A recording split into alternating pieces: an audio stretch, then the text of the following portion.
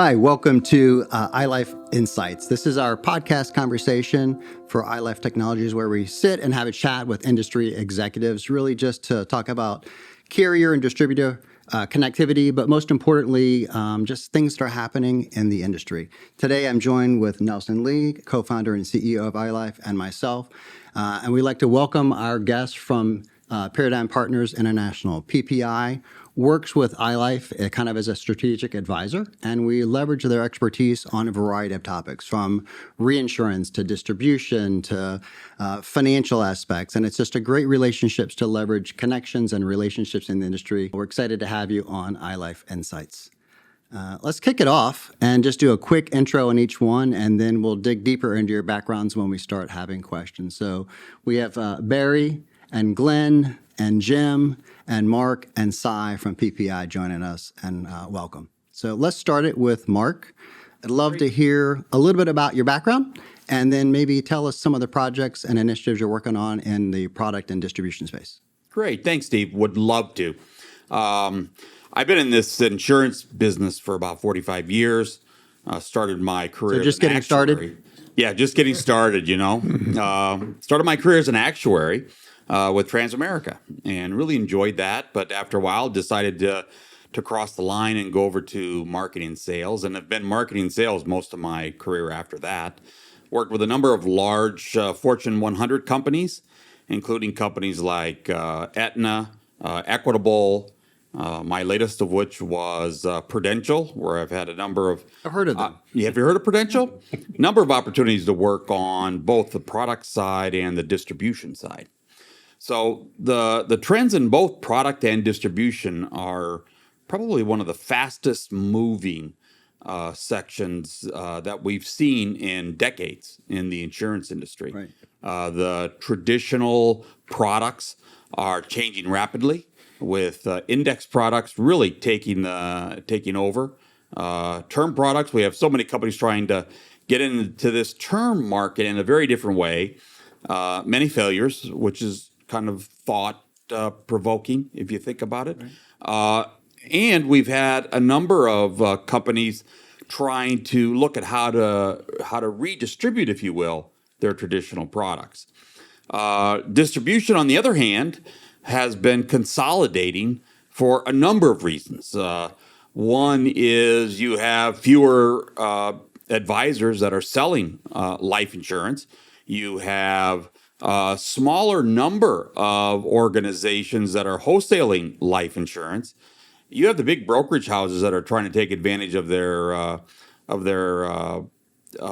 multiple in PE by buying these distribution firms, hence enhancing the value that they have. And all this is leading to a big consolidation, whether you're an aggregator, whether you're a brokerage firm. And of course, that's causing a lot of compression and a lot of changes within the carrier market. So we have a lot of work around all of those initiatives, usually innovative in nature, or trying to reset a carrier onto a different path. Very, very exciting. Yeah. So speaking about resetting, Mark, believe your most recent role at a carrier was leading marketing at Prudential, right? Yes. When you first started leading marketing at Prudential versus what you see in the changing marketing and sales landscape today, what would you say are the biggest things that have changed most dramatically between the two time points? I think it's the technology, Nelson. When I first started pushing marketing at Prudential, our goal was to manage the cost of getting the information out to the people we wanted to get the information out to. And what type of information back then were you generally talking? Paper. I was just saying. Big paper. And when you say paper, you mean tree paper. Not PDF paper. That's right. Tree paper. We would print The trucks and would send back via up mail. to the home Exactly. office with all of the overnight packages of applications. We'd have huge warehouses full of paper. And what year was this? This was probably in the just before 2010. Yeah. By the way, all the other industries, they were already in digital. But then we finally started getting digital. And toward the end of my career at Prudential, It was not so much the cost of distribution of the paper or the cost of keeping it, but rather how innovative can you get with the digital that you have. Got it. Starting to get into social media because it was mid 2015 ish. Starting to get into social media, starting to get into email. How do you get people to open your emails, open your digital? So just a very different transition over that 10-year period within the insurance industry. And I think the future is going to be more closely related to AI and how do you handle that? The big issue, frankly, is going to be how does this insurance company with all their legacy technology, how can they absorb it all and hook into everything that's coming down the road? And I know that iLife has a great opportunity there. So it sounds like when you first started there, marketing was really about marketing an experience in the physical world. Yes. Whether that's new business or ongoing business, you're talking about a physical experience, like physically touching a marketing material. That's right. It was physical. It was how many, our wholesalers would carry huge briefcases full of physical paper. So this distribution was literal. That was literal. And You probably remember this. We did at carriers I worked for. We had BGA bulletins, and they were paper bulletins. Yes. And the entire marketing department is stapling and putting together, and they went out weekly to a lot of people, and we would ship them out overnight. And that's how you got information on rate changes, application, different filings. But everything was paper, and you waited for that box. And then BGAs, where I worked, we would then photocopy this and hand it out and mail it out, and believe it or not, fax it out to different people. Just such a different way of doing business it is. then versus today. And people wonder, well, how can you do so much more with less? Well, just think about it. If you don't have this people stapling, you don't have people putting together, you don't have the print going on, you don't have the physical carrying of the paper, it becomes a much more efficient process. That was probably like an entire function or department Oh my God. Oh, yes. of procuring physical My marketing goods. area was like 120 people. Yeah. And by the time I left, we were down to like 13. So, yes. But Prudential's business hasn't shrunk. Oh, no, Prudential. In fact, it's grown. We grew at about 20% a year. Right. Yeah. Yeah. So if you were to step back into the shoes of leading marketing for a substantial insurer, what would be the experience or product you would market today as opposed to when you first started that role? Well, ironically, we would still market in the traditional side. And I think Jim is going to talk a little bit about some of the non-traditional side. But in the traditional side, the products haven't changed a whole lot. Define And that's traditional. kind of the sad thing. For our audience, what does traditional mean to you? Traditional is a whole life, term, and universal life. Three biggies. Individual. And those are still the three main products in our industry. Would you also count disability and long-term care industry-wide in that bucket? of Disability, so long-term care has shrank considerably in the last 20 years. And disability... across all carriers? All carriers, yes. And disability has gone more of a cycle. When I was early in my career, disability was on a down cycle. And now I believe, Jim, disability is on an up cycle. Very much, yes.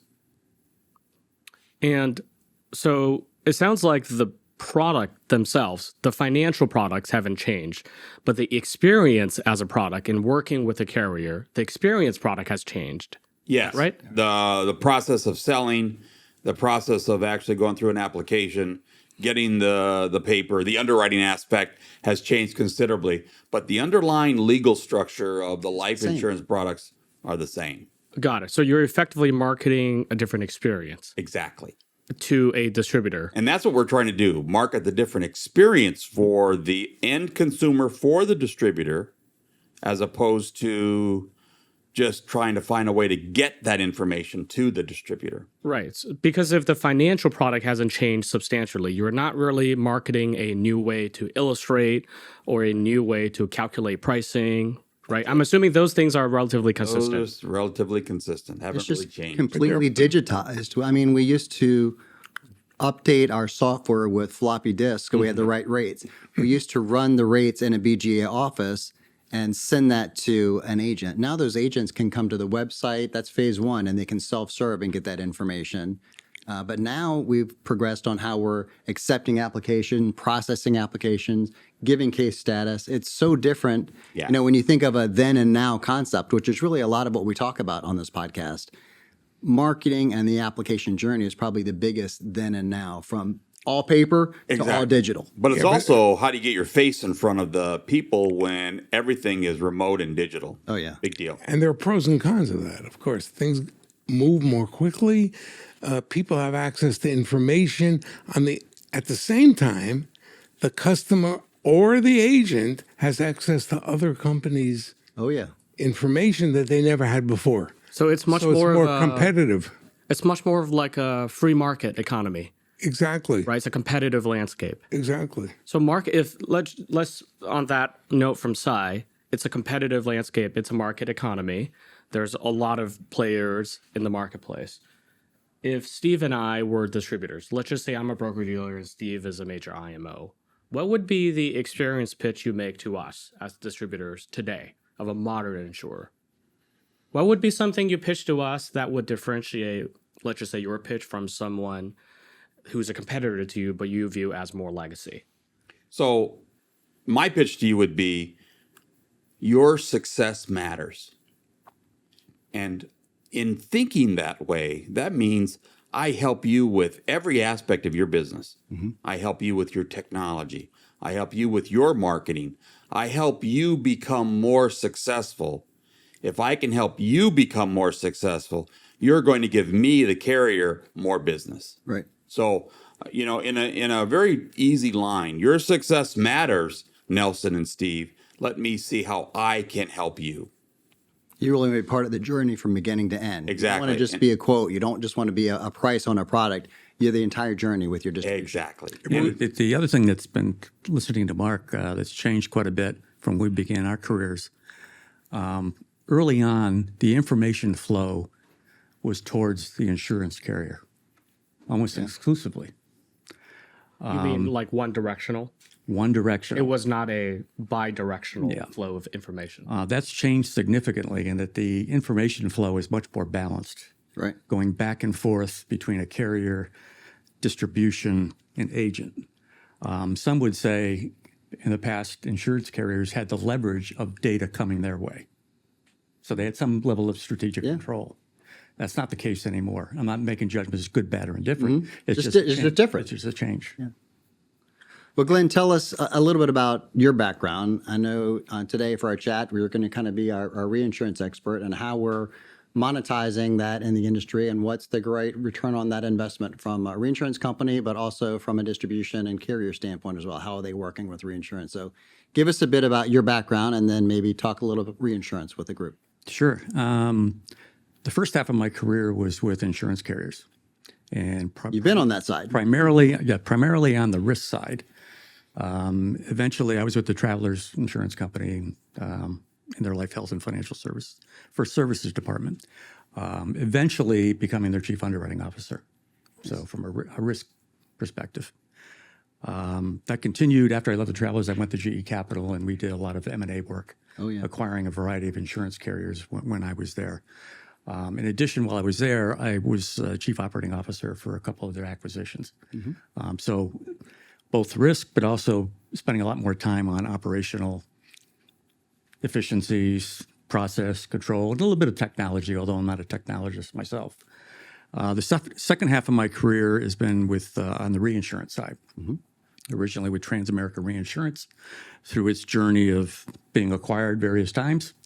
But my main responsibility on the reinsurance side was the traditional life and health markets in the United States, both with Transamerica, Aegon, and eventually SCOR, were retired. So I have a good sense of, I'd like to say I was both a buyer of reinsurance and a seller of reinsurance. So I can understand. Which side was more fun? Not to put you on the spot. It's a good question. I don't think there was more fun either way. I think it was just different. And you've also been on the acquirer side, and you've also been on the side where you've been acquired. Absolutely. You've been on both sides. in many Absolutely. senses. And it's a lot more fun to acquire than to be acquired. Yes. If you were going to It was easy to answer that question. I was once told that the acquirer is a lot smarter than the company being acquired. Always. Always. Who told you that? The company acquirer? that was doing the acquiring. Well, what is going on in the reinsurance market? There's a lot of change going on, and I see different reinsurance companies in the news a lot. So it'd be good to get your perspective, having that have been a big part of your career. Little feedback to the group would be interesting. There has been a lot of change in the reinsurance business. One thing that's stayed consistent is that the value of reinsurance really is driven by the needs of the insurance carrier. Yeah. So when the needs of the insurance carrier change over time, naturally reinsurance has to change. In fact, at times, change their business model to address the So you mean issues. ROI is not a constant concept. What ROI meant to a primary carrier 20, 30 years ago is they're not talking about the same ROI today, is what you're saying. That's an interesting question. No, ROI is always important and it's never easy. When you look at what's gone over the last 15, 20 years, if you go back 20 years, insurance carriers were pretty comfortable with their in-force business. Reasonable investment returns, manage underwriting profits, fairly closely, but could be offset, could be balanced. Blocks of business being sold back then as well. Absolutely. People held on to it. Absolutely. In that environment, the reinsurance contribution is somewhat different. The focus tended to be more on new business and new business growth. Got it. So you're saying back then the definition of ROI is strictly or primarily around new business. At that time, the way an insurance carrier would look at the value of reinsurance was primarily on the new business side, occasionally on the in-force side, but that was not the core of the business. Right. That's switched considerably in the last 10 years. If you're in boardrooms, the conversations are completely different. What would be the change in ratio? Like if you got 10 calls in a given week back then, how many of those were about existing blocks versus new blocks? And what is that ratio if you were there today? Yeah, back in the Some days. math to do in your head real quick. There'd be a test. Yeah, Nelson, back in the days, 15, 20 years ago when regulatory changes came in and we had XXX reserving enter or AXXX, as a reinsurer, we tended to spend probably 90%, 95% on supporting carriers on the new business side. Sure. Because So less than 1 in 10 phone calls would be about existing blocks of business. absolutely, that would tend to be a one-off. Okay. What's changed is the carriers now are looking for opportunities and actually a need to drive value to their shareholders across the board. And with lower investment returns and other economic changes, the focus has been on how do I look at my in-force block of business? And they tend to look at it as new business, in-force, what's strategic and what's non-strategic. And that tends to focus today on their in-force business. They looking at their blocks of business saying, what blocks of business are strategic to me? And there's certain levers and drivers that you would use to enhance that, okay? If you look at blocks of business that are non-strategic to me, there's fewer levers, but there's still levers that they can use to enhance their returns. And reinsurance and other financial institutions play a role in that. Yeah. Delivering value. Reinsurance tends to be, while they're transactions, they tend to be more relationship-based, longer-term based than, for example, a investment bank relationship or capital markets. Those tend to be more transactions. So those are some of the big changes that have occurred both ways in the You were industry. talking about looking at the in-force block of business, which is a great thing for carriers to do. I think today we see more carriers partnering with distribution and actually marketing to that in-force block of business for another sale, another opportunity on that existing customer, as opposed to just letting them sit there for the 20-year term or the universal life policy and they get an annual statement or a bill, but they don't really work and market with them. I've seen a lot of companies, policies I own myself, where they're proactively marketing to make another sale. I think that's a great point. If you look at their decision is made, they have a strategic piece of the business. And maybe an in-force block is monetizing that block. partly strategic. Then some of those levers are Maybe they're looking at how do you enhance persistency, Yes. right? How do you transition people out of one product into other types of products? How can you bring in lower capital products and resell? So you mentioned a lot of interesting things. Like it sounds like the definition of ROI from a insurance carrier customer perspective is shifting, and we're now thinking about a lot of how to insert new thing we didn't worry about 20 years ago. So my main two questions are: number one is similar to what we asked to Mark, but from a reinsurer perspective, what is the new experience in working with a reinsurer that you would pitch to an insurer to the customer today? Is that a different experience in working with a reinsurer 20 days ago? Like, what is the pitch that could differentiate reinsurer 1 from reinsurer 2, 3, 4, 5, 6? So that's my question 1. Question 2 is, on that note, how should a reinsurer in 2024, 2025 think about bringing ROI to its customers? Is experience a part of it? Anything else besides experience? What's different? Yeah, I'm going to come. Nelson's questions are harder than mine. He did 2-part questions. I just do I a want more single Steve's part. questions. I was having a chat. This got real intense. Yeah, I mean, it's an interesting question. When I it am has shifted, it's still No doubt. it still comes down to value. In the perception of a customer, and insurer, what value does my reinsurance relationship bring to me? Right. And the carrier is still in the position where they need to understand that and bring reinsurance in where they need it most, whether that be on new business or in force. Okay. From a reinsurance standpoint, I would tell you that on new business, things have changed significantly from the days of first dollar quota share. Oh, yeah. When the reinsurers took 95% Yeah. of the risk on How insurance. carriers survived. That has not been the case today. for the last Yeah. 8-10 years. So what's transitioned is now it's back to old times where the main relationship between reinsurers and insurance carriers on new business is excess of retention. Yeah.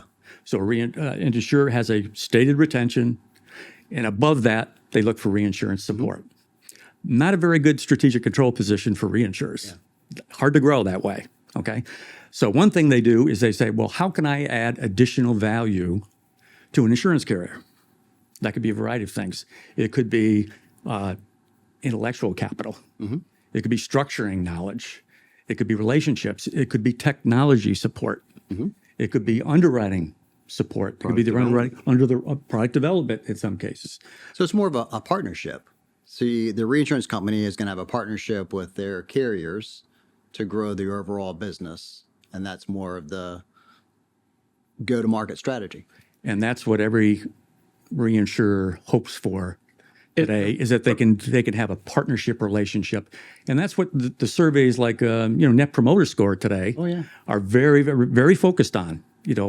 How do I decide this reinsurer versus that reinsurer? But I think, Glenn, there's a big difference now between large insurance carriers and smaller insurance carriers, what they're looking for from the reinsurer. The large carriers And have the a lot of... retention they'll hold. Yeah. Because the smaller insurance carriers, PPI is seen frequently working with these smaller carriers, is they need the underwriting support.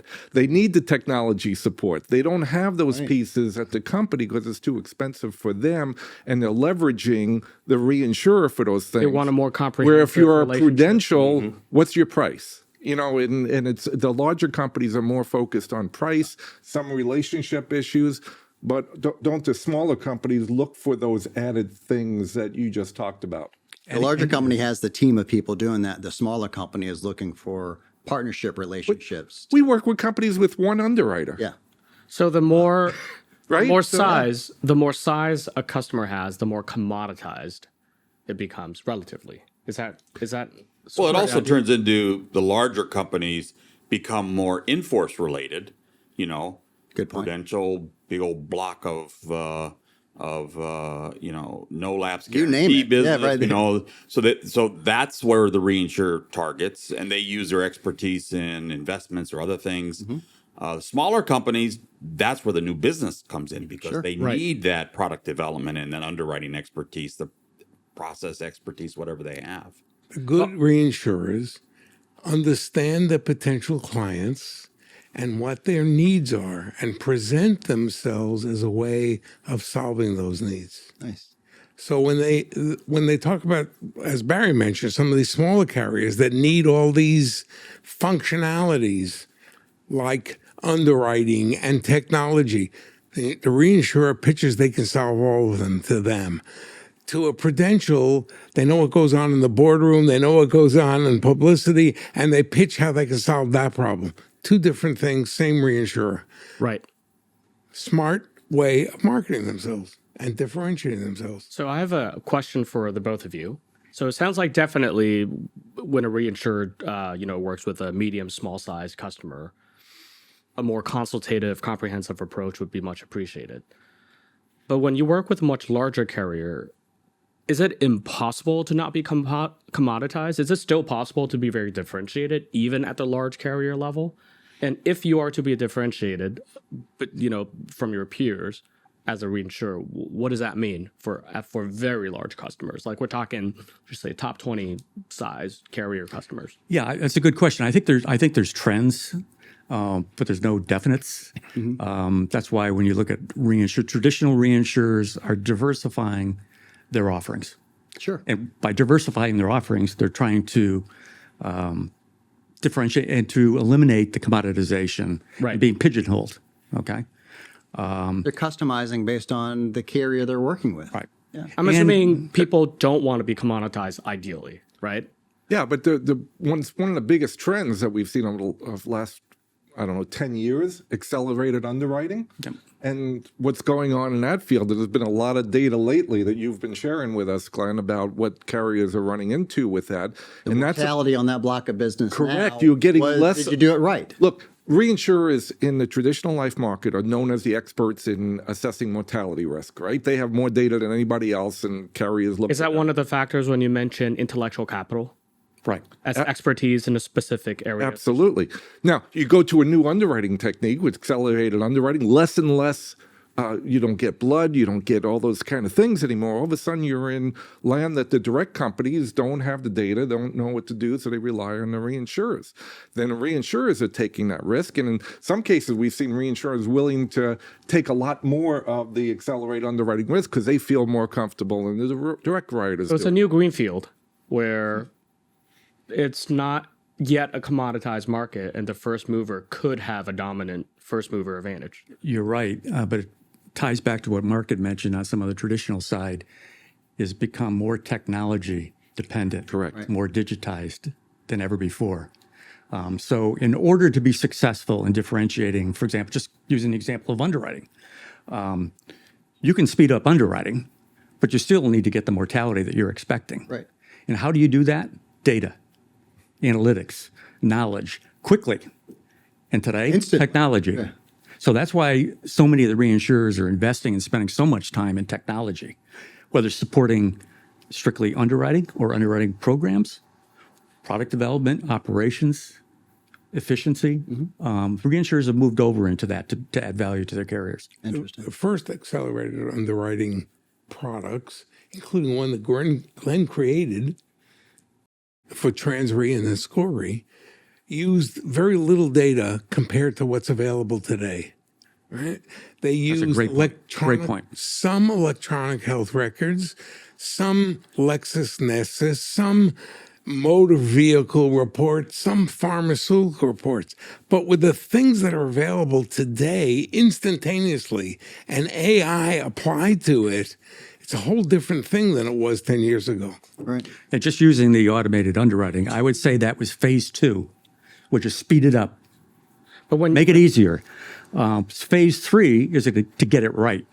when you guys That's a really good point. Phase 2 was just to make it happen. Now we're at phase 3 to look at this block of business. We've got 10 years of what's happened. Was it right? What do we do to make it right to move forward to the next level? But look, life insurers have never been innovative, fast movers, and especially in the technology area. So what you guys are doing is really important because you kind of grab and pull the life insurers into the new generation. Right. They're not even quick followers of things. They're slow followers. in adopting technology. And we need to speed that up because of what we're talking about here. Technology is going to make the difference in underwriting, prices, all of those kind of things, convenience for the consumer. And the life insurers are just really slow to adapt to that. Well, let's pivot to Barry for a second. We talked about life insurance. You're kind of on the annuity side of the world. So how is it different, and what's changed on that product line versus life or LTC or DI? Is it a more of a simplistic journey? Has data been a key part of that? You don't really need as much underwriting data because you're not really underwriting the annuity unless it's some kind of a structural settlement or something. But traditionally, that's been a transactional product. It is. Happy to chat about what's going on. Give us a little background about yourself as well. Sure. I've been in the business over 40 years. Early in my career, I worked for Mark and I worked for Cy. We all have This our is also at Transamerica. So they taught me everything. So if I say anything, So the three of you have known each inappropriately- other for quite a while. At least 40 years. At least 40 years. My middle son calls Simon Uncle. So yeah, great. Uncle Cy. Yeah, but he eats a lot when he comes over to my house. But so if I say anything inappropriate or incorrect today, You learned it from them? yes, correct. Okay. Correct. And then I worked. There's your E&O policy. We were talking about earlier. You deflected back to these guys. And then I worked with Jim at Mass Mutual. And then I worked at Travelers for a while. I ran a Travelers Life business, which is where Glenn was from. Were the two of you at Travelers the We same year? almost overlapped. I think there was a very little overlap between the two of us there in the early 90s. And then my most recent job, I ran the international life business for ACE, which is now Chubb. We were in 27 countries around the world. I started it from scratch with them, and 6 years later, it was $1 billion revenue business in 27 countries around the world. But we had insurance companies, China and Thailand and Dubai and places, but we also had two reinsurance companies I was responsible for, a traditional life reinsurer in the U.S. and an annuity reinsurer in Bermuda, which leads into what we're going to talk about on the annuity side. So that's my background. So one, is there anyone else that is this connected to the whole PPI that you've actually worked with or for or at the same company? That's kind of fun. I've never seen anything like this. It's a brotherhood. We tell people we just enjoy known each other what your we're whole doing. career. We enjoy what we're doing. We have fun. We laugh all the time. We're just like brothers. It's just an amazing It's thing. an unusual relationship in that we all understand our own weaknesses and strengths and those of our partners. And so there's no personal ego in who does what. Yeah. And that doesn't happen very often. It's kind of interesting. And the beauty is we've all been executives in the life insurance business, right? So we can get access to senior levels of insurance companies pretty easily. Mm-hmm. And we have relationships. If we don't know something and we're not an expert, we know somebody that we bring in. They're called affiliates, and we bring them in to work on projects with us. So that makes it a lot of fun, As you're kind of chatting with us, I'd love to think through the international aspect of what you do. Yeah, sure. And how is it different?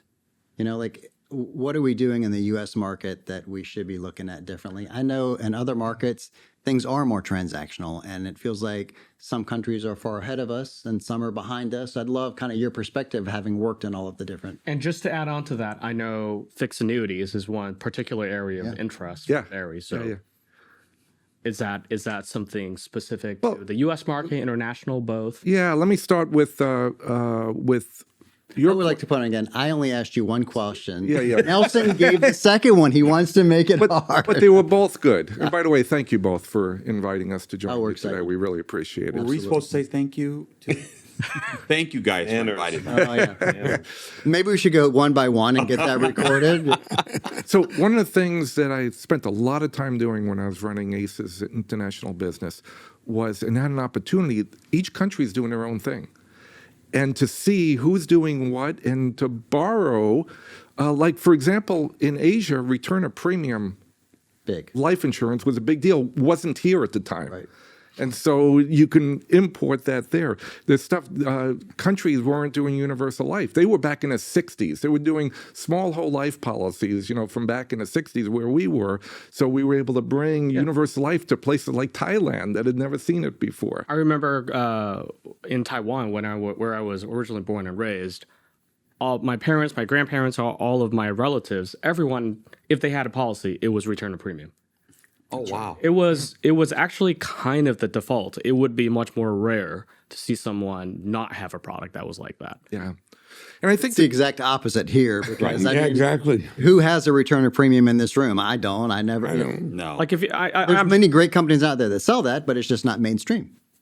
But, switching to the annuity side, the interesting thing is if you went to Asia, there really wasn't a lot of mortality being sold in their policies. Most of what they sold there wasn't the same rules here on life insurance. So they called life insurance, but it was really savings products. And most of it was sold in Asia, all around Asia, was saving products. it's an asset class. It was an asset class. That's exactly what it was, and that's how they sold. It was small policies, but they didn't have the same element of mortality that you had in the United States. It wasn't as big an issue for them. That's kind of changing, right? There's been more. They're leaning more towards traditional insurance as the years have gone on. But back then it was traditionally cash value savings type products, and that's the way they thought of insurance. That's the way they thought of life insurance. We call that an annuity product. I was going to say they called it a life insurance product. I was just saying, how do you underwrite that? If it's considered an asset class and it's not really mortality based, is there underwriting, or how does that work? Yeah. Exactly. One quick story, and then we'll talk annuity. I spent a lot of time in Japan. I spent 3 years building a company, an annuity company in Japan, and we looked at buying a whole bunch of companies there and going through that. And what surprised me the most, this was late 90s, early 2000s. They had just switched to smoker, non-smoker rates in their insurance products. They did not believe up until that point that there was a difference in mortality between smokers and non-smokers. Well, either that or the payout was so low between death benefit and premium that if there was a difference, it didn't matter. Yeah, and then when they first entered and did it, what they did is they took their combined rate and they reduced the rate for the non-smokers, which you need to raise the rate for the smokers, so it comes out. They didn't think about doing that, so that was the first iteration. And then when we asked, they said, "Well, it really doesn't matter because everybody smokes here anyway." So I could totally see that because I looked at the what would probably be considered a whole life policy here back home. What my parents bought when they were younger, they would pay, let's just say, the equivalent of $100,000 in premium over time. And let's just say 5 decades have passed, the death benefit payout on paper would be the 100K plus 5%. Yes. And that 5% is like worth negative money in 5 decades. But what they would get is like 3% interest rate every year in cash, because in a lot of those countries, such as Japan, has negative interest rates. In my home country, if I were to get a mortgage today, buy a new home, the mortgage interest rate would be 1.6%. So getting 3% is a great deal. And I think that's why the payout between smoker and non-smoker really didn't matter at all. You're talking a 5% payout over 50 years. Yeah. The other 0.6%. Yes. Wow. the other big Leads difference. to real estate. Whole asset nother bubble. conversation. Yeah, right. The other big difference between the U.S. and some of those countries like Taiwan and China and others is generally they're dominated by 3 or 4 big insurance companies. Who also are allowed to own banks. Oh, yeah. They're asset managers. They're brokers. They're real estate companies. Yes. They're everything. Everything. Where here, there's a lot of large insurance companies there. Well, here you can't be both an insurance company and a bank and are the biggest investment bank. Right. All in the same entity. Right. Exactly. So let's go back to the annuities for the U.S. The headline is fixed annuity sales have rocketed over the last 2 years. Wonder why. I'll tell you.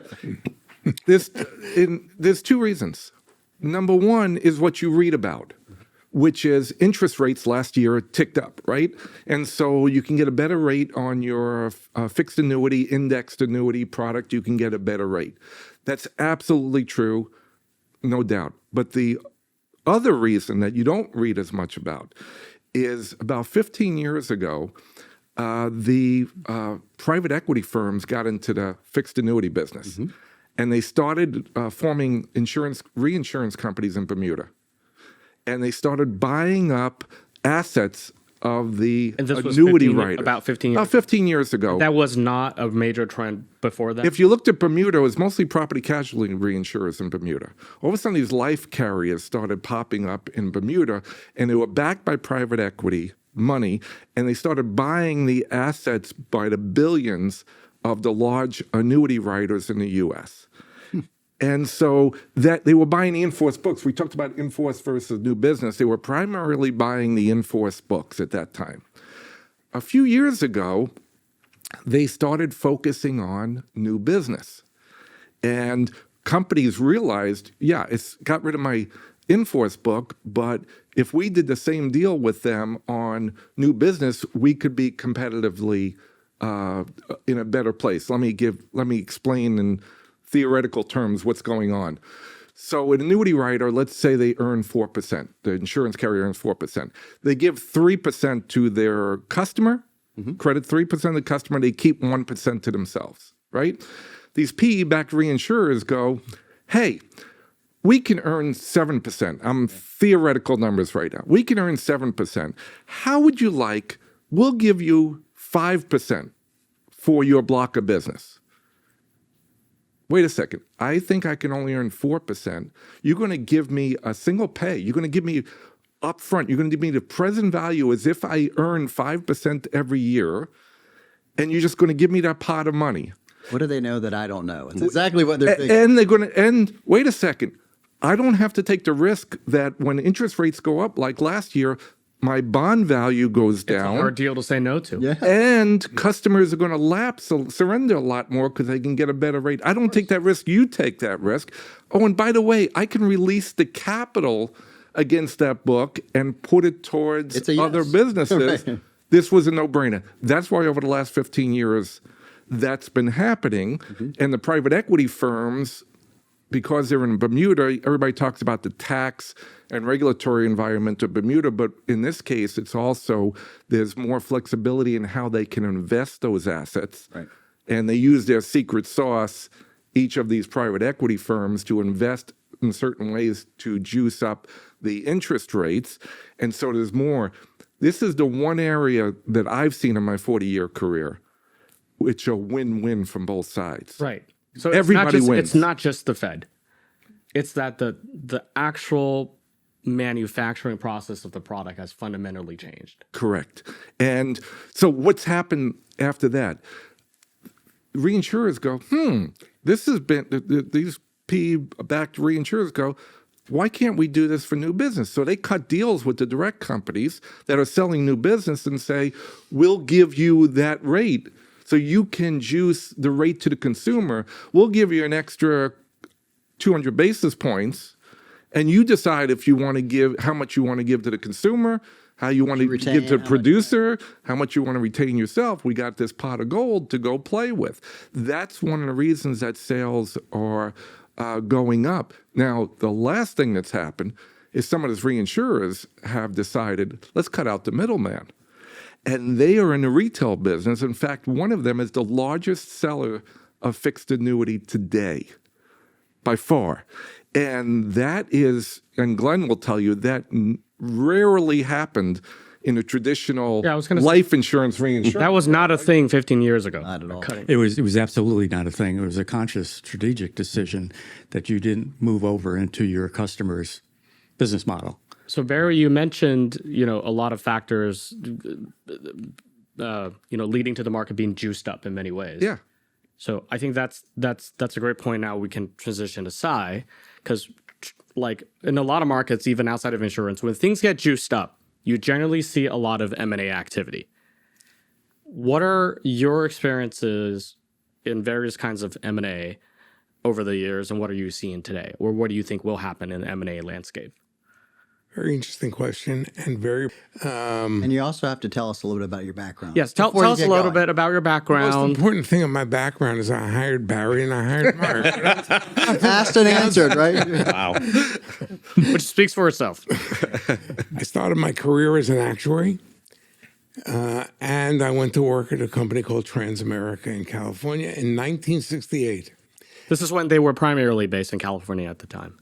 They were, yes, it was a California domiciled company. We had a little company in New York. And that was when you initially met Mark as well. Well, afterwards, he wasn't there then. Mark was like, I did not work there in I worked 1968. I worked my way up into senior management, and I ran almost every part of the business except the core life business at a different time. I was the New York fix-it guy in the California company. So when reinsurance was in trouble, I took it over. When pension was in trouble, etc. Wow. And I loved it. I loved it. I loved being able to think vision, strategy, people, change structures, and then go out and let them do it. At the end, I handled everything that wasn't in the main course of business, included M&A. And you bring up M&A, I orchestrated a couple of great transactions.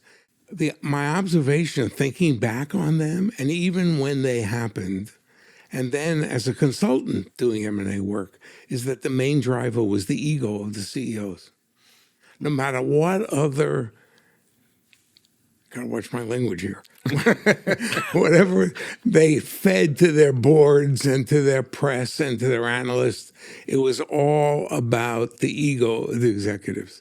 And if you didn't see that, you missed it. And I always tell the story of the two companies that merged, each spent $10 million on actuaries and consultants and attorneys, and nobody was willing to discuss who was going to be the CEO. The consultants knew it hadn't been discussed, but if they brought it up, it could stop the flow of money going to them. Of course. And then it was all done. It was all done, and each expected to be the CEO, and the whole thing blew apart and never happened. I was going to say, is this where you co-CEO? What happens? What's the end of the story? No, that happened somewhere else in this world, but it didn't happen there. The end of that story was that they went their own ways, and $8 to $10 million they each spent. So ego was So the merger didn't happen. Both the companies. merger separate. did not happen. Wow. Yeah. Well, co-CEOs are generally very tough in any industry. Yeah, but neither one expected a co-CEO. They each expected to be the CEO. Wow. Without ever discussing it. And I used that as a consultant once. When two companies wanted to merge, I said, we're not doing anything. You're paying me $25,000 for a day in a hotel room with the two of you. And the hotel room is answer just one a question, private right? place. No, I'm going to get through the deal breakers before we have to spend another dollar. And I went through everything that could possibly be a deal breaker, and we found some deal breakers. To them, it was the cheapest $25,000 they ever spent. Sure. So it was a great experience. Today, it's different. Egos still play a role. Egos still play a role. Technology, the connection to the legacy systems of distribution and the legacy systems of technology play a role. It's a big deal to change a distribution system from a company, which was totally based on the agent's connection to the chief distribution officer rather than distribution companies, right? It's a tough thing to change. So very often, mergers will take place to deal with that rather than have to deal with it directly. So mergers ego still plays a role. I'm not trying to say it doesn't, but it tends to be more based on financial issues, on marketing issues, on distribution issues, and technology issues.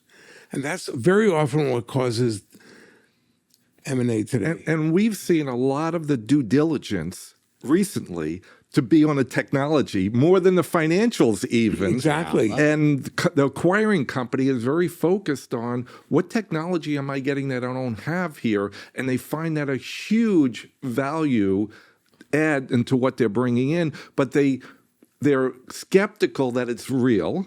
because the life insurance industry is not the best industry for technology. So a lot of the due diligence is to kick the tires to make sure that the technology is real so that what they're buying is of value. And we've seen some billion-dollar acquisitions where they thought the technology was terrific and it turned out to be not so much. Not so valuable. How recent is this trend you're mentioning where technology has become a major factor in acquisition conversations? Is this like the recent 10 years, 20 years, 30 years? Five. I would say five. Yeah. It's been accelerating. So if you were to sell or buy a company 20 years ago, technology was not considered a deal didn't breaker, consider major it. factor. No. It's an afterthought. Hence, Nelson, so many of these large companies have kept the legacy systems Right. of all the companies they bought.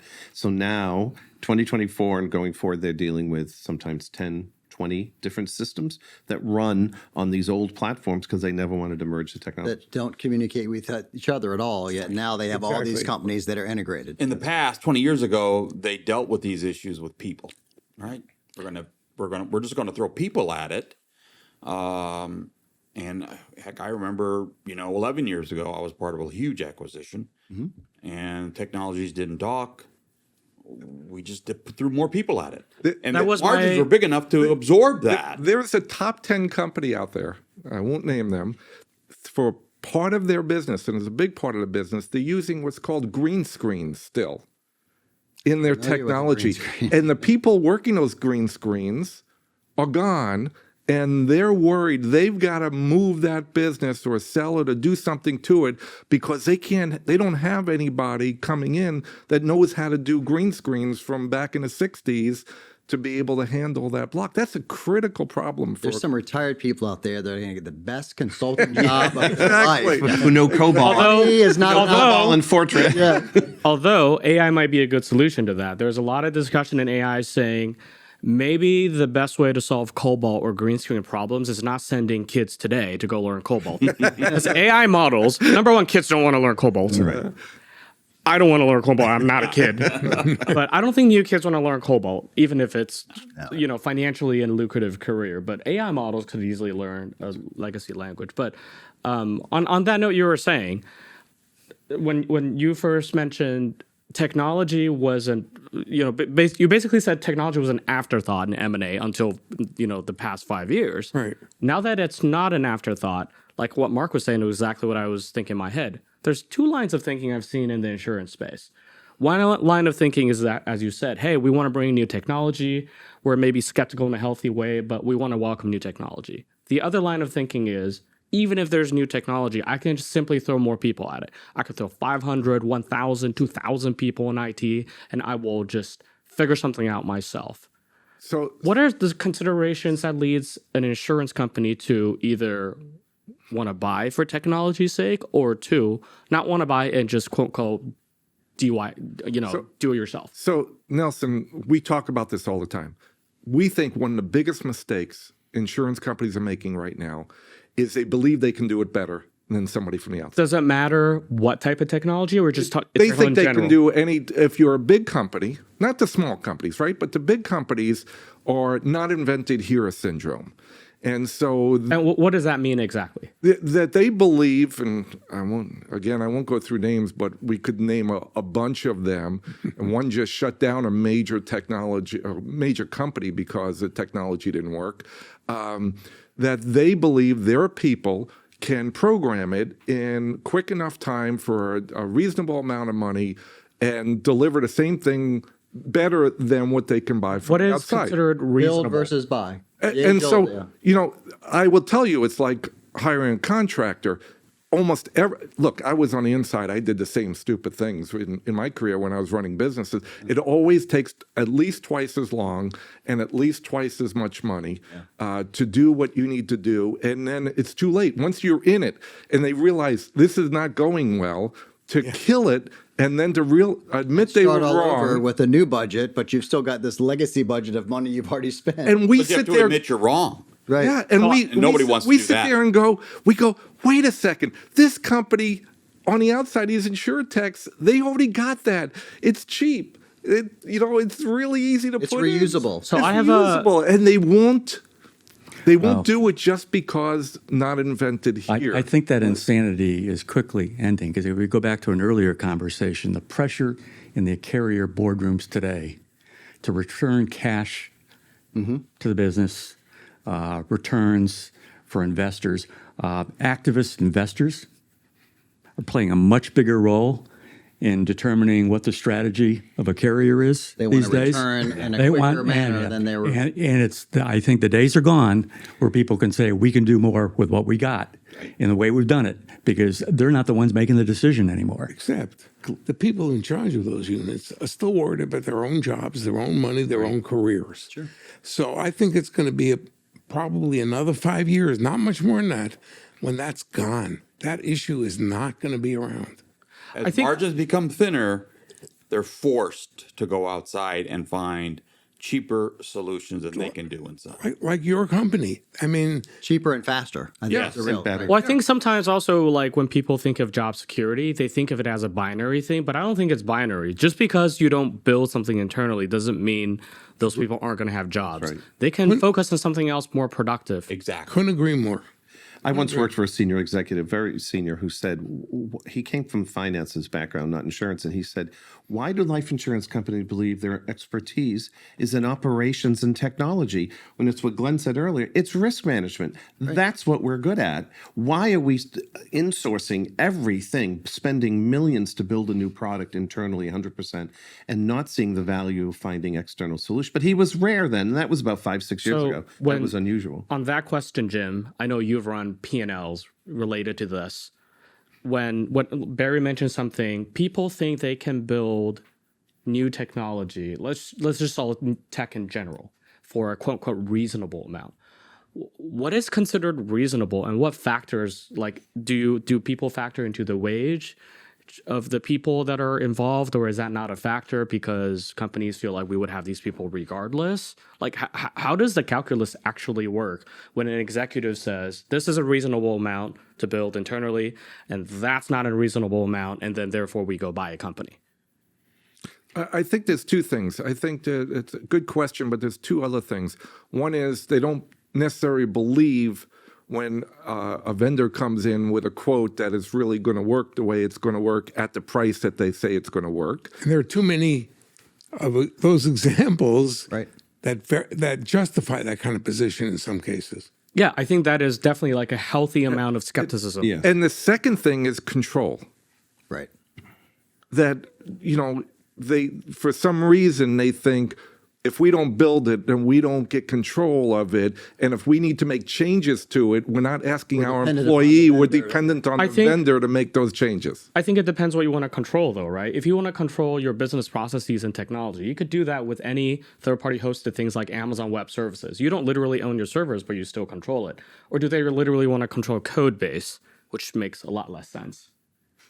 It makes less sense, but I think some people think they want to own it all. The code base, Right. the actual lines of code. Which again is counterintuitive to what an insurance company's core mandate is. It's not to own the code base. And that's where, rent to buy type of models. Why do you have to and even make that decision to buy something massive when maybe you need to taste it first and be part of it? And subscription models and SaaS models make a lot of sense, it seems. But some are resistant, and I think Sai's right. That's changing because it just cannot continue with we have to do it all ourselves. What And factors? I think there's so much focus now on what is strategic in your business and what is non-strategic. And the benefit of that is it helps you make decisions. If you have a big non-strategic Right. portions of your business, it's hard to make an argument you should be investing in that, unless it's to get rid of it, and that should be a short-term short-term return, investment. right? So one thing so back to that kind of like, I'm so interested in what's reasonable because I've heard so many people, CTOs and CEOs and CFOs, in fact, who are signing off or not signing off on M&A deals. They have very, very polar opposite opinions of what is reasonable to build or invest internally. And they don't even align on how a number is calculated. So I'll give you an example. In one school of thought, some CFOs or CEOs, CTOs may say, like, if it takes a team of 20 people to work for 3 years, then my baseline cost is the salary and benefits and management of these 20 people times 3 years annual salary.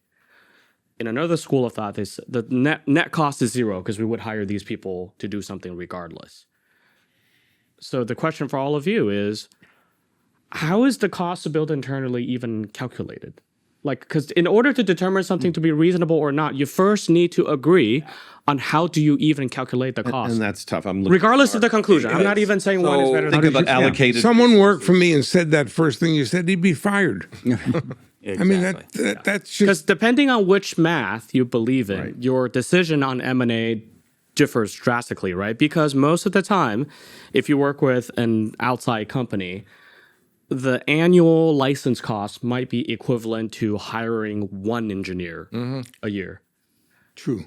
Yes. So how do you build a performer? It is- for buy versus build. I mean, Yeah, it is typical within a life company that has to look at their technology cost to have huge discussions and even Yeah. arguments. And you've seen over how how these to P&L calculate. decisions have been Oh, made. yes. And even actuaries who have to calculate and determine these expense factors to put in the product will argue with each other. I remember arguing with other actuaries. I'm a big believer in only look at the variable cost. Only look at the cost of that one SaaS product that you have to buy. Don't consider anybody else because you're going to have them hired anyway. You're going to get rid of them is what you're going to do. But others didn't believe that. Others said, we need these people for our in-force systems. And so therefore, we're going to use them to do other things. And we got to have them hired. So we got to keep them busy. So we got to keep them doing that. maybe not their area of expertise, though. Right. Oh, it did make a difference. And It was the body. Wait, you were saying it didn't make a difference if it was their area of expertise? Did not make a difference. Wow. And you got to add into the missed opportunity. That's where I hope. Yeah. All right, so okay, I can hire 20 people at a cost of X to do this. It'll take them 3 years, or I could buy Business in 3 months. Yeah. Right. I could buy a system like yours, put it in place in 3 months, or I could buy this company that is already doing it the right way and merge the two. There's lots of opportunities, but it's just not simply how much time it takes and how much the salary Opportunity is. cost. But Nelson, what they Opportunity look cost. at is the payback period, right? Typically is what you're doing. And the reduction in the costs once the system is in play and how much the you're going to life save over I feel like X that period of is, time. I hear this all the time, Barry. My personal opinion doesn't mean I'm right, but I think there is some circular logic in there because the common thinking is, all right, let's just say Steve and I are engineers. If Cy hires the two of us and we work for 5 years, yes, you have to pay 5 years salary, but once we're done, like, it's free. But the reality is, you still need to hire us for another 50 years because we got to because this code base Got to maintain the code, right? Yeah. No one in the world besides me and Steve knows his code base anymore. So we are still going to be employed. In 5 years, the world is going to be different.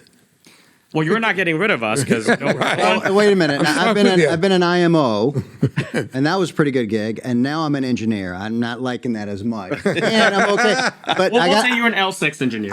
okay, good, better pay grade. But now I got to work for 50 years. I'm out, Nelson. I don't have 50 more years. So like that I logic, do. I got 50 more years. I feel like there is a lot of not only circular logic but very fuzzy math behind the payback because is. like this code base doesn't become free the moment we say it's done, and it's never done. Of course. And what we're also missing here is you have to be able to measure this stuff in the first place.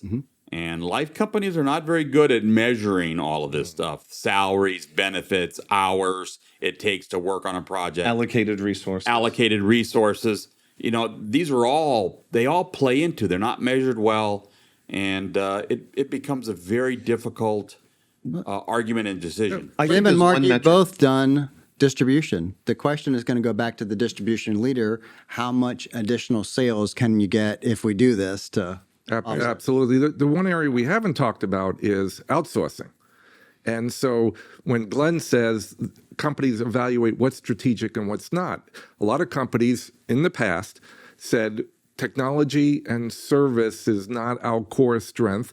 We're going to ship it overseas and we're going to do it cheaper and all that kind of stuff. That was a trend line, 15, 20 years yeah. ago? Yeah. BPO. You don't Everyone hear said that, but you BPO. don't hear that as much anymore. Now There's you, still some outsourcing offshore, but it's but it's Yeah, not but as you outsource the the lower and easier level services. Correct. Change of address, things like that. But now we see these companies spending all this money building their own stuff when companies like you and others have Something that could be reusable. just plug it in. Come on, this is easy stuff, But it is frustrating for the five of us to see that when we're advising clients because it's like they haven't noticed that their other companies did the same thing they did and it didn't go so well, and they spent all this money and all this time.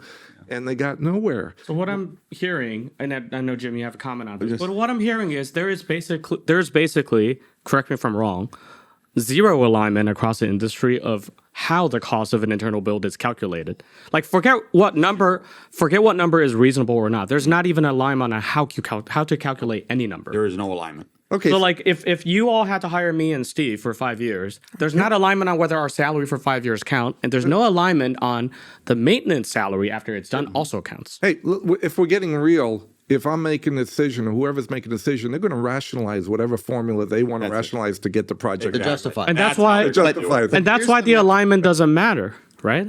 Because the rationalization will make any formula right. Exactly. All right, let's pivot to Jim. I think one metric is missing that is really hard to finagle. Like we're talking about ways that you could do that thing with the U2 and the allocated resources and overhead. But when a vendor says, I can get this product out the door in X days, months, that's kind of hard. If it's true and they validated it and they've confirmed that you can do that and deliver, because we know how long it takes a traditional carrier, group or individual insurance. I mean, it's a year to build the plus. plan, to just discuss To build what the they're gonna plan, do. Right. to build it, to price it, to get it approved, to file it, to get it out the door. And so you're up against a really strong metric of we can consolidate a lot of that timeline, not the filing and the pricing, that's the carrier does, but a lot of that operational infrastructure. And that's where I think there's a dramatic difference. They cannot deny that getting something out the door in 6 months is better than what they would do 100% internally. Every time. They can justify financially. They can say, well, this is not maybe cheaper than what we could do, but you can't. It's probably the same reason they're going with Amazon Web Services as opposed to building a new data center in wherever the warehouse is, Yeah, that's a good. which would take years. Reason. Yep, exactly. Well, Jim, Quick example on technology. I worked for a company, and I was responsible for developing a product back in the 90s. And I said, how long does it take to get this product to the streets? And as Jim said, they said 1 year. I said, wait a second. We'll get it priced in 2 weeks. How long does it take to code the system to get it up and running? That'll take 2 to 3 weeks to code the information into the system. So what's taking a year? They said we have to test all of our systems, not just the admin system, all the systems that feed into that and work with that. We have to test every one of those for breakage to see if it broke, because they're really old systems, and that takes 9 months to test all those other systems. that's wrong. That's crazy. That's just wrong, It's just right? crazy. Yeah. Anyway. So Let's back to jump. Sai. Okay, I was gonna say we haven't heard from Jim. We did do a podcast with Jim, so we know a lot about Jim's background. But I think for this one, it'd be good to get a little bit of background on Jim, Sure. Yeah. and then talk a little bit just on the industry where you see it. We talked last time about embedded solutions and group products, so maybe how that ties into our discussion today. Great. And we're going to go back to Sai as well, I promise. So I started many years ago in underwriting. Abandoned here. So I started my career in underwriting life and disability products. I did a lot of work between group products and individual, which I'll touch upon now, why that's relevant today.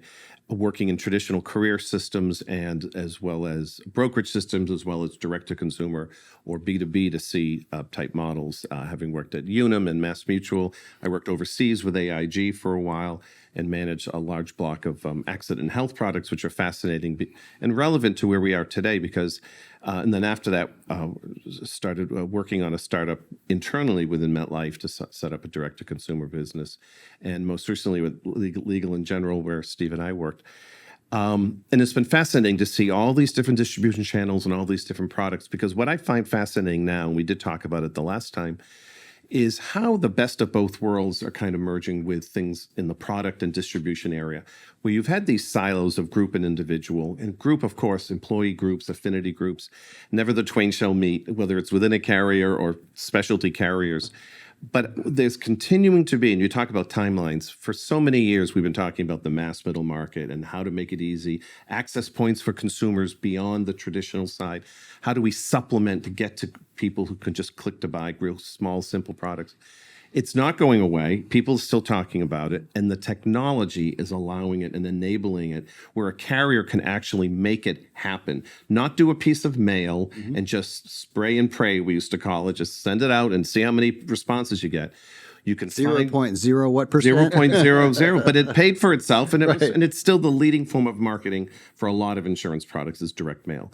But what we've got is a great evolution of technology that allows for truly embedded products that walk and talk like a group. They speak to the needs of a group, an affinity group, but they may very well be individual products, which from a consumer standpoint is better in some ways. You've got locked-in rates and length of time you can have it. You're not tied to that group. It's an individual product. And carriers are starting to think, is there a way to make it attractive enough that we can make it available and accessible and affordable, and it's a way to attack that great middle market, that mass market that everyone's talking about. So that doesn't. It's Everyone's not talking about and many overlook. many overlooked, but and it's been talked about for over 10 years. We've all worked in some way or not, and overseas, it's sort of table stakes. That's where they start. They don't here. It's more focused on the high net worth, and then maybe work your way down. Around the world, it's mostly focused on the mass middle market where the people are, and then you'll have specialization and go up higher. So I think there's some nice convergence happening because of technology where carriers can finally look at this. And to our discussion point, I think it'll only happen with outsourcing a lot of this because they cannot. Some of the sophistication needed to build these products and these distribution channels and the technology platforms are just not what a core carrier does. It's not part of their DNA. And I think one of the things that outsourcing is an old term in the industry. Yeah, right. Maybe what we're really talking about is partnering. There you go. And that's a really You learned that from me earlier today. I just wanted to point that out. The young guy in the room. So the build versus partner paradigm. There you go. Yeah.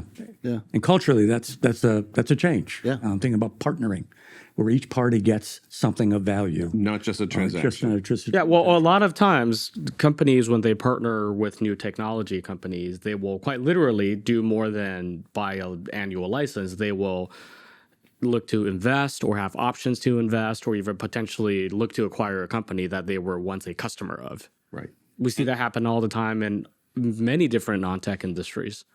What I think is interesting about this, and I think it's very ironic, is that these products that Jim is referring to, they're getting simpler as life products or as short-term disability products or whatever. They're getting so simple, yet the technology is so complex and the consumer interface is so difficult because of many of the company's technology that this partnering concept really has to take place. So you have this simplifying of life products. At the same time, you have this very complex technology flexibility that's needed to make these products successful. And I think that's kind of this convergence. And you've been talking a little bit about ROI, thinking about it internally. You're thinking on the axis, ROI is, what's the value you're going to create through this decision, right? And then you look at, obviously, costs, but you also look at complexity. Yeah. Which can be, so anybody who can come to any customer partner and say, I can eliminate complexity and demonstrate it, that's a big deal. Yeah. If there's good thinking going on and good decision making going on. And the counter argument would be, I can eliminate that complexity myself internally. Then you have to have somebody smart enough internally to say, no, you can't. That's right. I mean, sometimes you just have to do that. I mean, that's you can't make people smarter all the time. Again, what is our expertise as a major life insurance company? And Steve will tell you, I'm sure, the biggest competitive advantage you can have in the life insurance industry is in distribution. Oh, And 100% nothing agree. else really matters.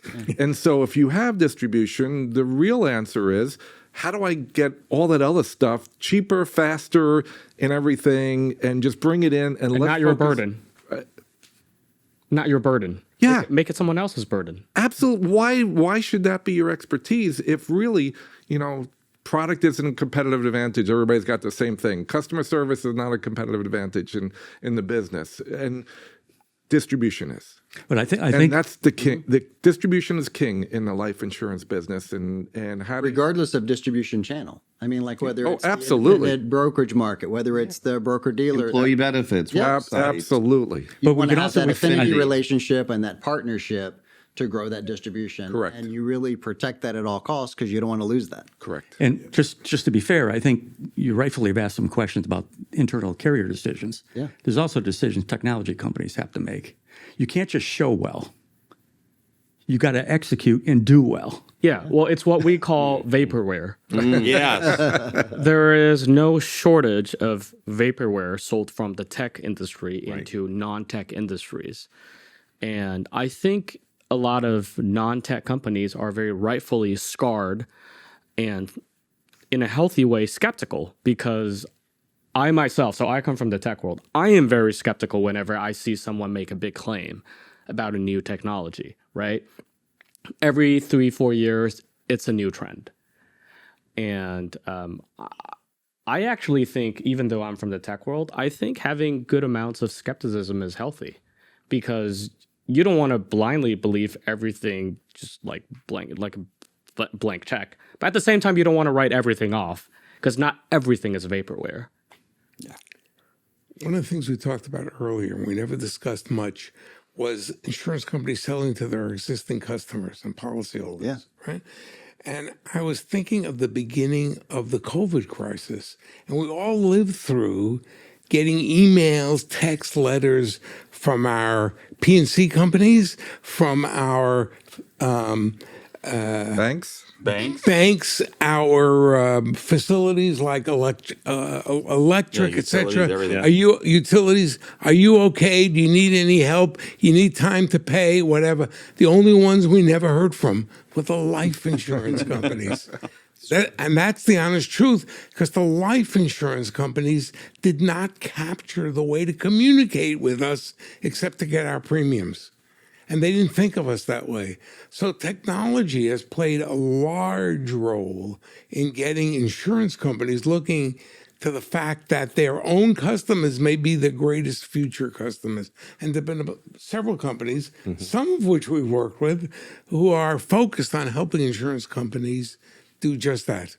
Do you think insurance companies have become much more focused on technology experience after COVID than they were immediately Absolutely. prior? Oh, yeah. Absolutely. Absolutely. Because I remember even like January, February of 2020, there was not a small number of companies who didn't support e-signatures. You had to wet sign something and then scan it and then upload it. Absolutely. And it still exists. Or fax.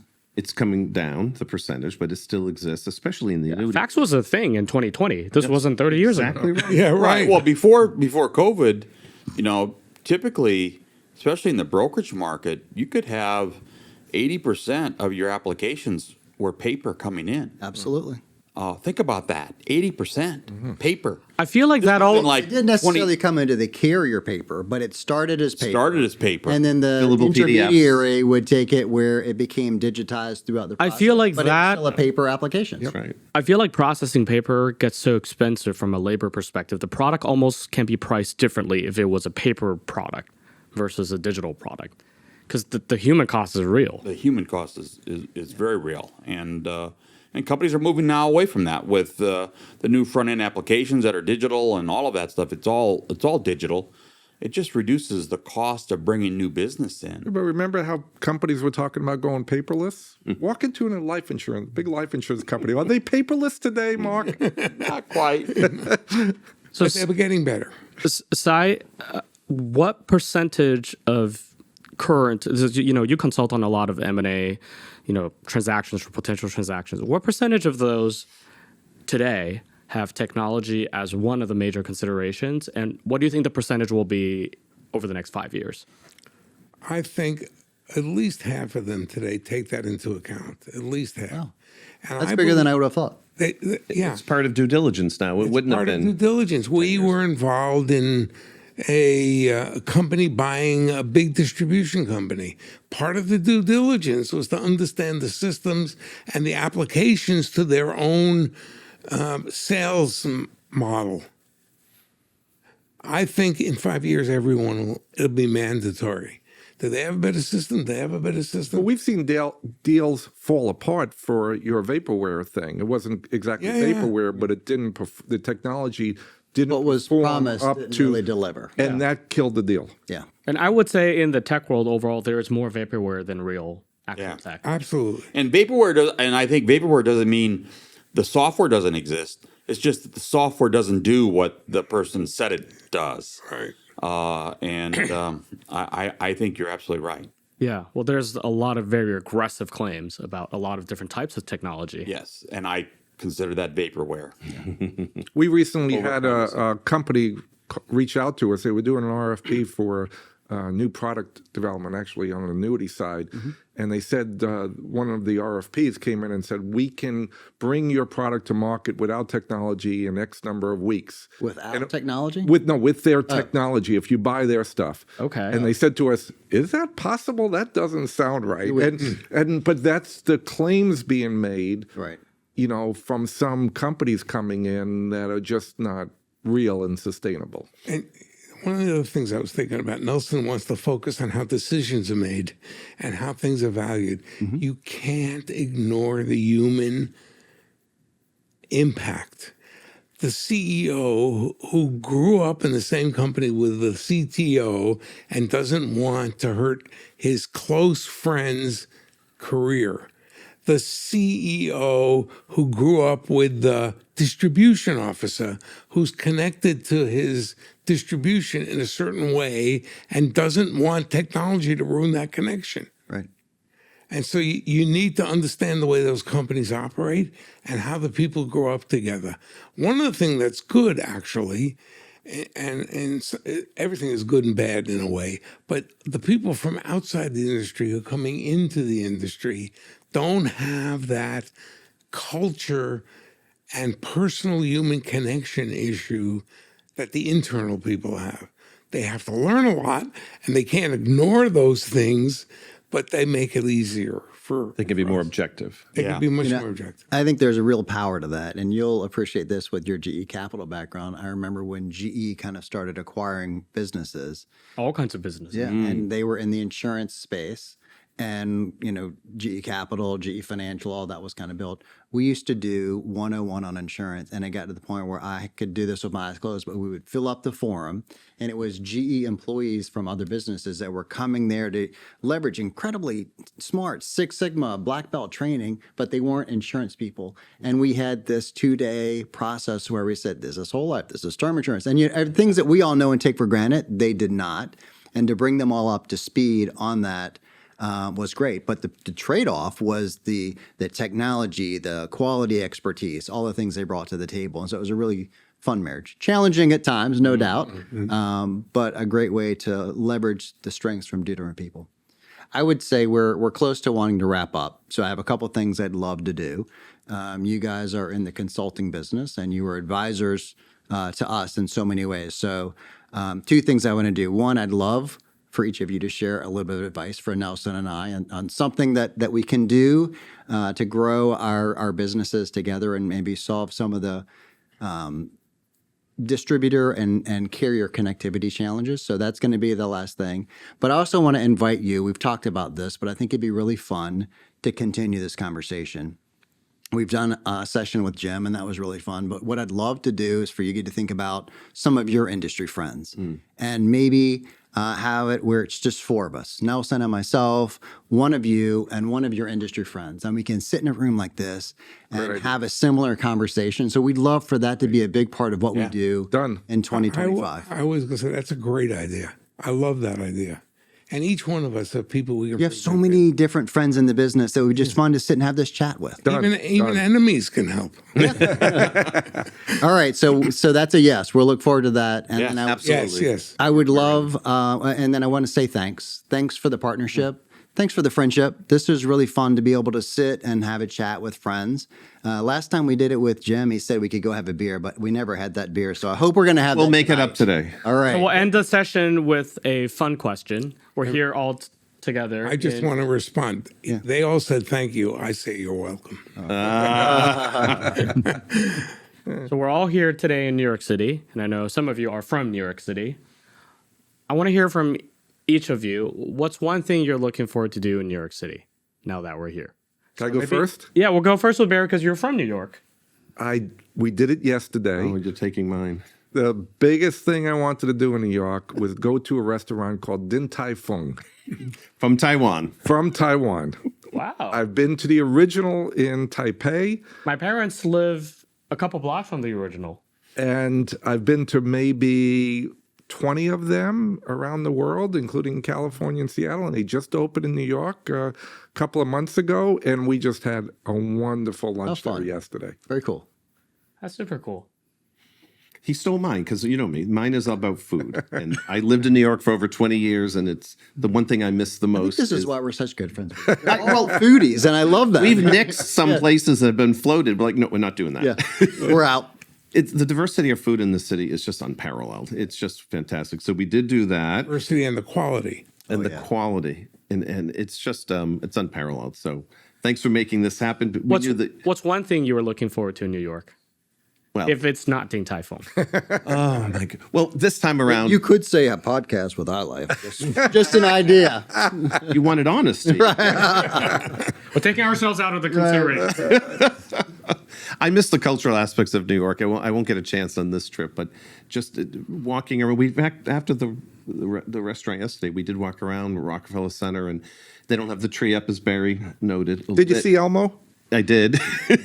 Yes, Gotta it's see Elmo. Elmo, right. Nelson, we missed Elmo. That's what we missed about Times Square. Glenn, what's one thing you look forward to doing in New York City? Didn't have anything to do in New York City other than we don't get together personally as that's much as awesome. we'd like to. So it was great getting together. And I wanted to particularly make sure Barry was happy. So I went to the restaurant with him. It wasn't too spicy. We were able to meet everyone's. Yeah. Mark? So I grew up on a farm, and I live in the country now. So coming to New York City, just having the city around me, because I used to work when I worked for Equitable. I worked in the city here, and it was really neat. And just coming back, You were in the heart of downtown. I was right there, right across the street from Radio City Music Hall. Wow. And just to be back there and to look up and the buildings and everything around you, the lights around New York City, The energy. and I was gonna say that energy is very, a great very word. cool, very different than country life. I can tell you that. But just coming back, just enjoying that was really nice. For me, it's a few things. I feel that energy tingling in my fingers when I come to New York. And I love feeling that energy. But to me, the most important thing, and maybe reflective of my age, are the people I don't get to see that often who live here, who are important in my life. So that's what I love about New York. Awesome. Well, thanks again. Thanks for being a part of iLife Insights and sharing your wisdom with us and having a chat with us. And thanks for your continued partnership and You friendship. guys are the best. Thanks for You having guys are the best. Thank you very much. You're the Appreciate best. it. Thanks so much.